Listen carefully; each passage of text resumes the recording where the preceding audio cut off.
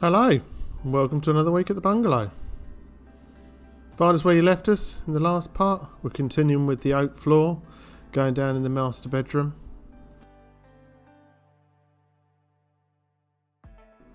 Also got some work in the dressing room to do.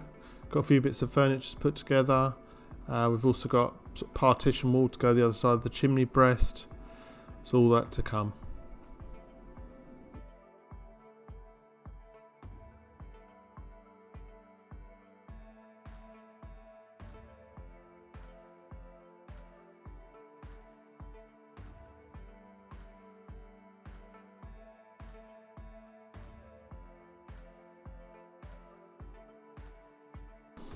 The oak flooring that we're using in this room is identical to what we use downstairs. So it's the engineered oak. We're floating the floor, as you can see, on top of the green insulating or sound deadening material.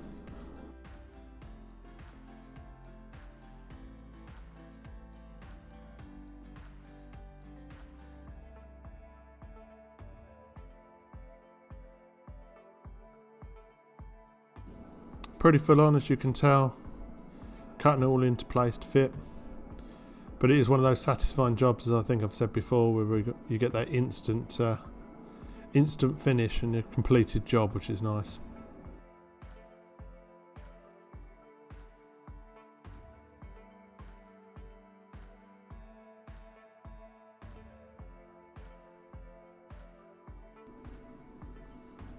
I think you agree. Does make a hell of a difference to the room. Just getting the floor down. Obviously Bolo's there to double check on progress and check the quality's up to standard.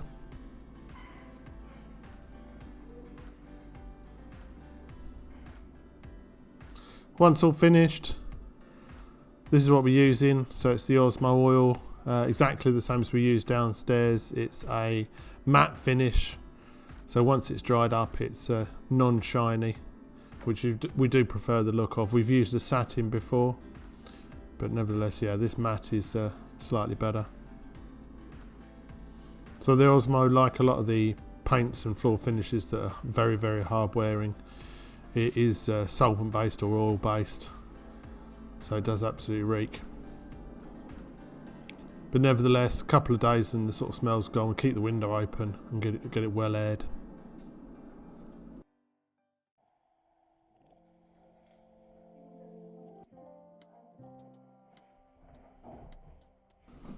So this is an absolute genius idea of Claire's. We were looking for some furniture to go into the walk-in wardrobe, so we needed sort of drawers and shelves and all the rest of it. And Claire found this, which is the IKEA packs, which is the sort of carcassing material or carcassing parts that people can put into their slide robes type wardrobes that IKEA also sell. So as far as we're concerned, it's going to be used, put together, cut to size to fit into the walk-in wardrobe that we've created. And then once completed, we're going to embellish with sort of a hardwood or oak edging, and also MDF fronts on the drawers, and different pulls, etc. So you'll see what I mean as we sort of progress over this episode and the next with regard to this one. But to start with, we're putting the packs together, cutting it to size and getting it to fit into the gap that we do have for it.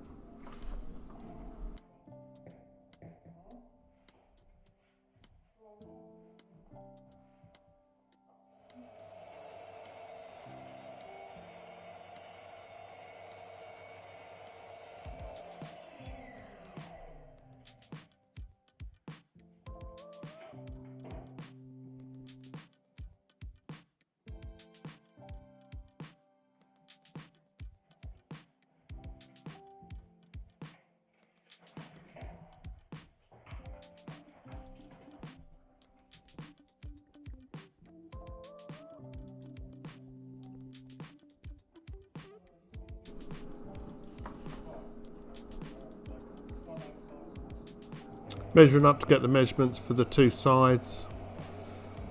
The first side that we cut, we just cut square. This one needed to be 45 degrees, or actually 42 degrees, to match in with the pitch of the roof. So that's what we're cutting here.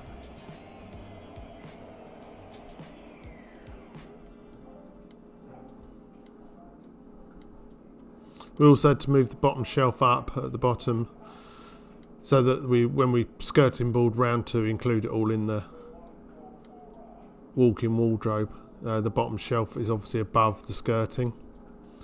So there are a lot of a few adaptations to the whole idea.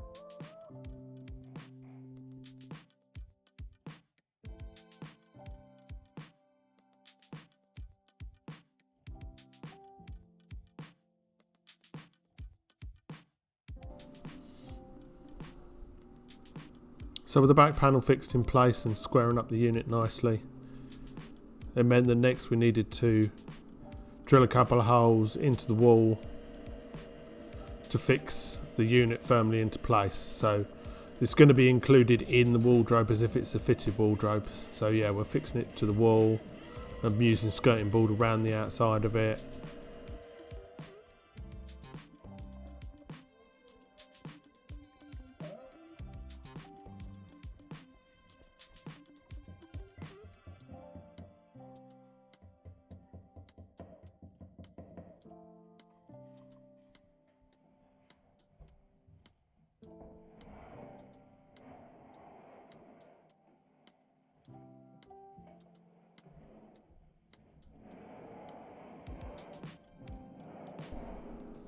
Moment of truth to see if it fits. So if we've got our measurements absolutely right.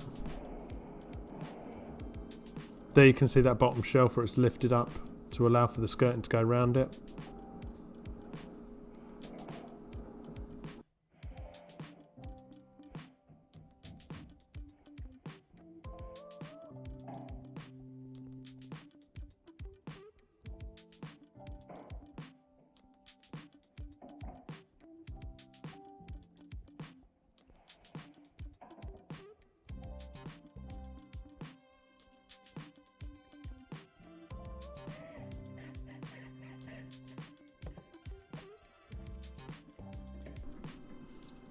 So all these come as part of the PAX kit, and this is what you would normally just use straight inside a wardrobe to give you all your drawers and shelves. So this is pretty much flat pack and putting together jobs. So drawer runners, and then once the drawers are put together, they clip into place onto the runners, and these work brilliantly well. So this you're getting at a relatively reasonable price, and like I say, the idea is to embellish.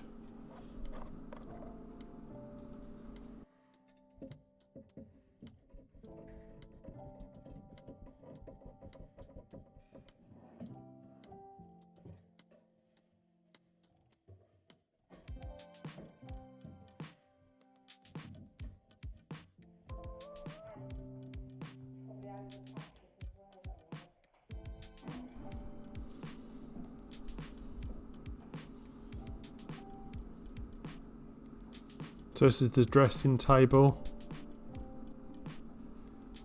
just a wooden frame made out of just standard framing material, fixed into the back wall, fixed into the side wall, and then fixed to the upright of the drawer unit.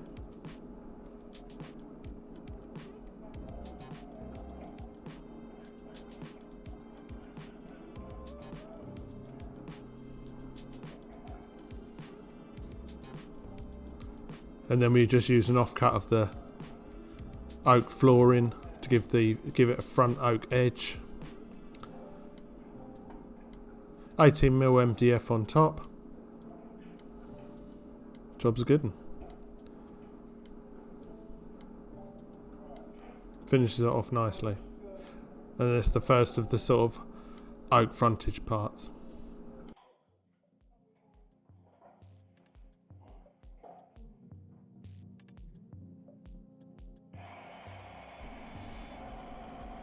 This is the next part of the plan.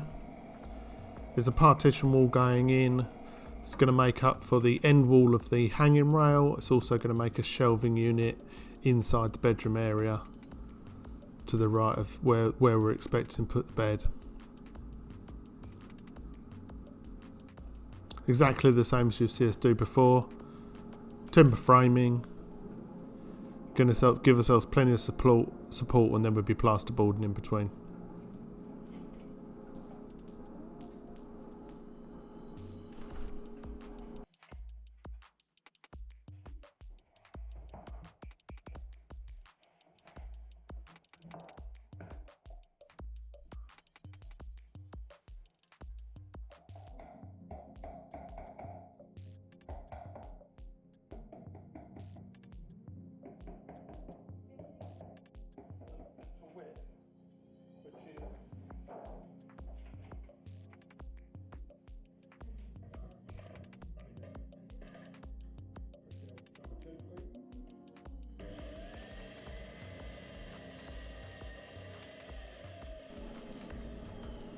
Might notice to change to the crosscut saw.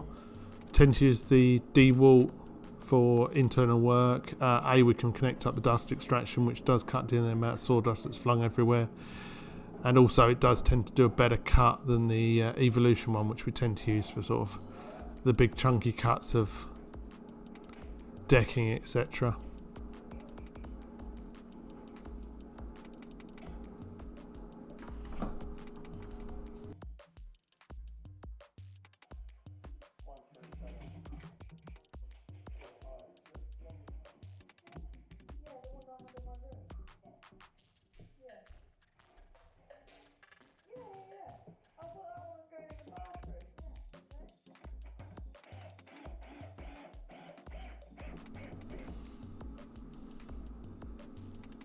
Now with the centrepiece in place, time for a bit of plasterboard.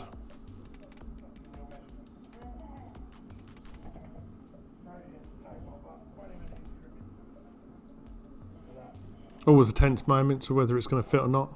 Nearly.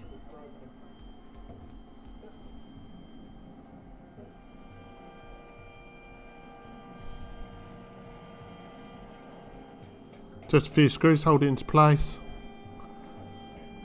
And that's that finished off. While we were there, and as soon as we could, we also added a bit more lighting into the dressing room. So a cable comes through the wall from the loft the other side, and then we'll get a light in the dressing room.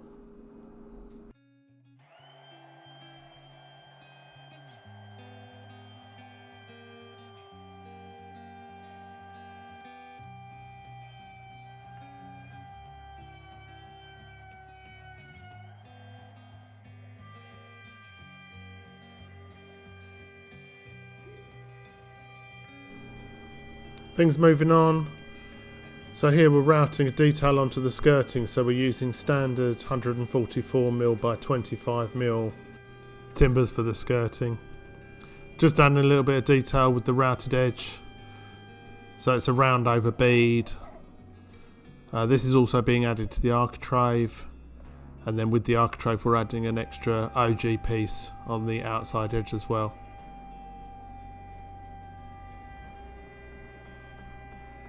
So a stack of timbers and just running it through.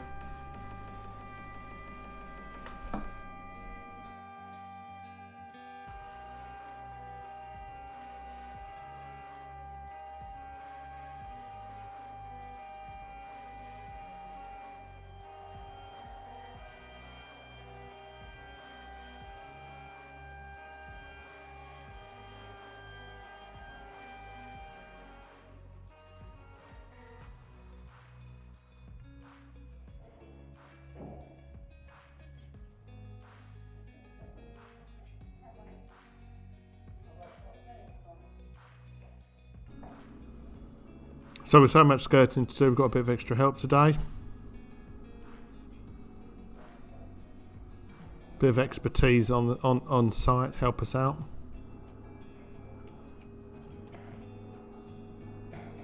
Using the brad nailer, aiming for the studs in the wall so that we can just hold it back. We're also using grip fill adhesive, but the brads are there just to hold it temporarily in place while the glue's drying. So that's on all the skirting and architrave.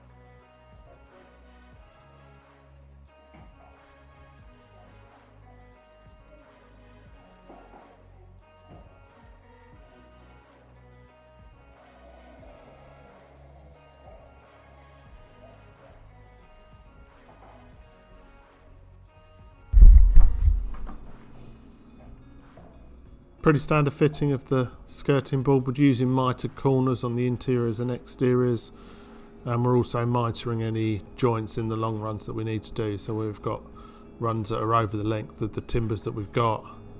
Stick a miter in there as well. A few strange angles with regards to around the doors where the plastering's been done, but nothing particularly untoward.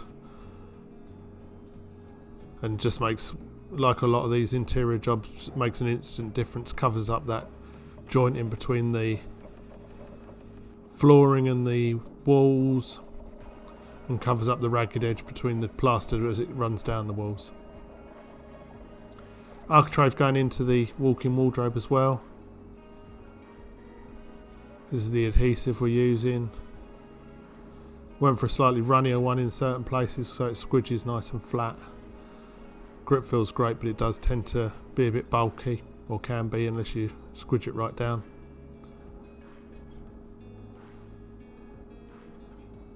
As you can see, that bead details there on the architrave as well.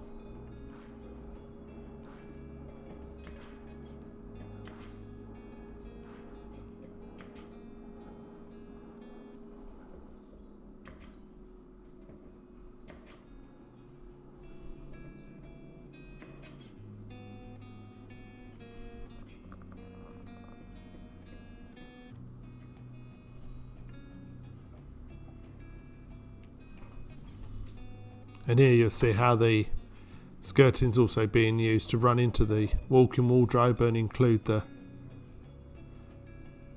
IKEA packs piece of furniture that we put in.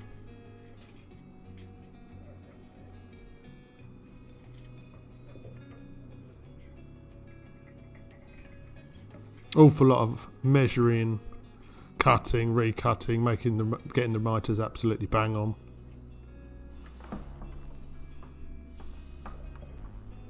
And once again, there's that shelf that's been lifted, and you can see that once the skirting goes on, it makes sense as to why it was lifted and out of the way.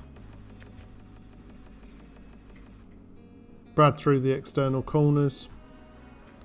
Just holds them nice and tight.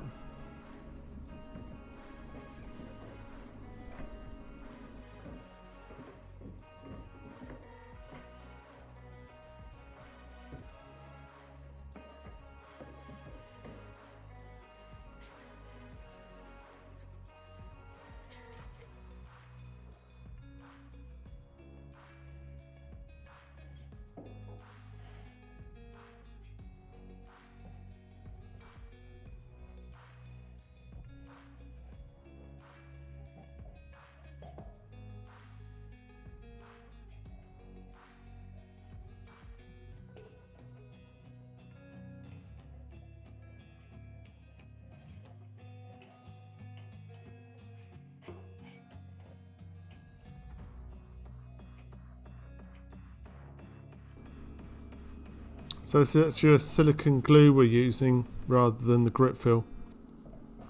As I said already, just squidges nice and flat, especially when you've got two pieces of timber like we are here, where we're gluing it around the edge of the furniture, so to speak. Just goes really flush. Other options were sort of even just a wood glue we could have used, but yeah, went for this with trying it. So.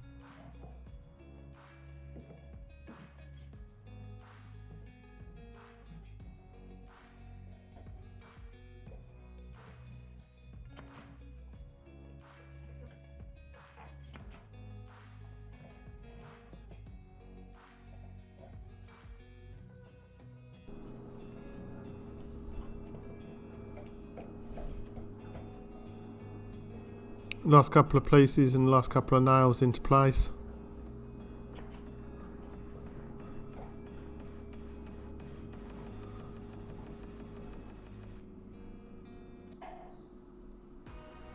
And there we have it.